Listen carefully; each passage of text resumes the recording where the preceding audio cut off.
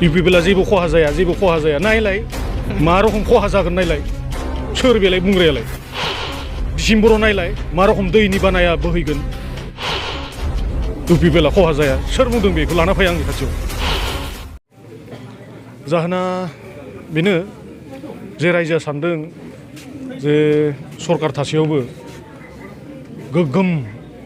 खुंथाय बोलो थासेयावबो मानो माने जगदान जायैखो BPFआव रायजोफोरनि गेजेराव हयथ' एसे साननाया बाय उगुल थुगुल जादों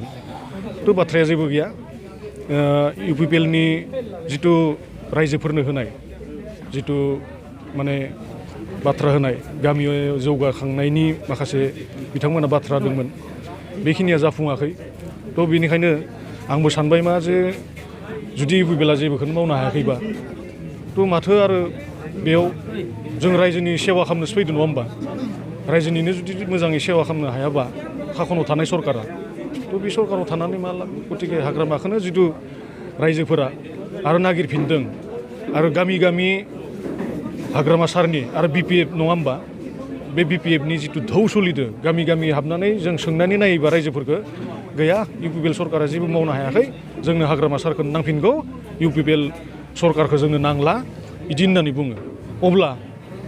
रायजोनि गांनाय उखैनायखौ बिथांमोना सुफुंनो हायाखै निस्सय नंगौना नङा बाथ्राया बिदिसो जादों थ' बेनिखायनो आंबो डिसिसन लाबाय मा जे BPFखौनो दोलोखौ आकृष्ट जानानै आंबो दोलोआव जगदान जाफैबाय जिहेतु बिथांमोन ना राजनितियाव नोङो फावखा फोनलायनाया जाखायो बेखौ बे खिन्थु अरिजिनेलि जेरैबायदि UPPLआ बुंदोंमोन जे गामि गामि हाबनानै माने BTR सिफआ गामि गामि हाबनानै गामिनि दुखु खैफोद खबर लाहैगोन खिन्थु खबर लानायखौ नुवासै BTR सिफ बिथांखौ थ' बेनिखायनो बिसोरो ओरैनो खुगायाव बाथ्राखौ बारा बुङो खिन्थु मावनायाव एसे खम नुयो आरो माने बारा बुङो बिथांमोना गोबां बिथांखि आसनि लाबोदों होनना बुंदों बिथांखि आसनि लाबोदों होननाय खोनादों खिन्थु बेसेबांबा बेखौ मिथिथ'वाखै 2 लाखबो होननाय खोनादों दा बिथांखि आसनिजों बिथांमोना जुदि देरहानो सानदोंबा जानाय नङा बिथांमोननि फैसाखौ लाखिना दोनगोन नङा होमबा भटआ होनाय नङा रायजोफोरा BPFनोसो होगोन भटआलाय नङा होमबा दोलोआ लस जाया बेखौथ' बुंखायो गाबोन आं नङा सोरबा ओंखारबाबो बेखौ बुंखागोन ना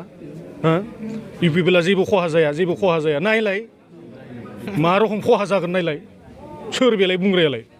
खहा जाया होननानै डिसेम्बराव नायलाय मा रखम दैनि बानाया बोहैगोन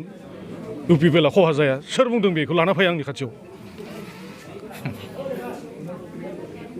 दिनै आसलते गयबारि ब्लक बा तामुलपुर डिस्ट्रिक्ट हिसाबै जोंहा BPF दोलो हिसाबै जोंहा बहुद मोजां मोनसे दिन होननानै जों बुंनानै लानांगोन खारन दिनै जितेन मुसाहारिया तामुलपुर ओनसोलनि सासे गोख्रों दैदेनगिरि बिथाङा सासे दुलाराय बर' फरायसा आफादावबो गोबां सम बिबान बाननानै खामानि मावबोदोंमोन आरो बिथाङा थांनाय जितु BTRनि मुभमेन्ट बेयावबो बिथाङा सासे गोख्रों दैदेनगिरि हिसाबै सिनायजादोंमोन आरो दिनैनि थारिखआव UPPLआवबो नैबे सोलिबाय थानाय गभर्नमेन्टआवबो बिथाङा गोबां गिदिर बिबान बाननानै खामानि मावबोदोंमोन दा बिथाङा बे UPPL दोलोनि प्रमद बर' दैदेननाय जिथु सरकार बे सरकारजों जेबो जाखाला होननानै बिथाङा स्पष्ट मिथिनायनि उनावहाय BPF दोलोआव जुगदान खालामफैबाय बा हाबफैबाय बेखौ जोङो गयबारि ब्लक हिसाबै बिराद साबायखर होदों आरो जों दिनैहाय बिथांखौ बरायदों दिनै तामुलपुर जिल्ला BPF बेवहाय बिभिन्न सेलफोर दङ वमेन सेल इउथ सेल माइनरिटि सेल बा कच राजबंशी सेल आरो गासिबो ब्लक आरो प्राइमारिनि मानसिफ्रा फैनानै बिथांखौ बरायदों बे जोंनि थाखाय मोजां आरो फैबाय थानाय समाव जितेन मुसाहारियानो गावसिनि माखासे थाबोनाय दैदेनगिरि बा मावथिफोरखौ बिथाङा लाबोनो हागोन बेखौ जाहा फोथायनाय दङ बिनिखायनो जों दिनै सिन्था खालामदों बा जों बुजिनो हादों फैबाय थानाय समाव प्रमद बर'आ नैबे गयबारि समस्तिनिफ्राय बा कनस्टिटिउन्सिनिफ्राय आउट जानाया सैथोसिन बिथांल' आउट नङा सारा बिटिसियावनो बिथांमोनहा दिनै 0 जानो थांगासिनो दङ बेखौ जोङो बुंनो हायो आरो गोबां आसलते जोङो बेवहाय जोंहा 40टा ब्लकआव जागोन बे जुगदाना खिन्थु बिनि भितराव जोंहा मात्र 25टाल'सो थांदोंमोन आरो 15टा ब्लकआनो दाबो दंबावो खारन माइ हानाय दुब्लिबारियाव मानसिफ्रा थादों बिनि थाखाय जोङो एसे जयनिं प्रग्रामखौ फावसायनानै दोनथ'दोंमोन दा जा हक मानसिफ्रा माइ हानाय माइ मारा नानाय बे जोब्बाय बा जोबसिगोन बिनि उनाव जोङो नैबे नभेम्बरनि 2nd उइकआवनो बेवहाय मोनसे मेगा डिसेम्बरनि 2nd उइकआव जोङो मोनसे मेगा जयनिं प्रग्राम जों बेयाव लागोन आरो बेवहाय UPPL' नङा बेवहाय गोबां राजनैतिक दोलोनि दैदेनगिरि एबा मावथिफ्रा जोंजों जइन जागोन आरो बेनो बिटिसिनि BPFनि 40टा कनस्टिटिउन्सिनि बयनिख्रुइबो देरसिन आरो बांसिन जयनिं प्रग्राम होननानै जों मिथिहोनो हागोन आरो नोंथांमोननि प्रेस मिडियानि गेजेरजों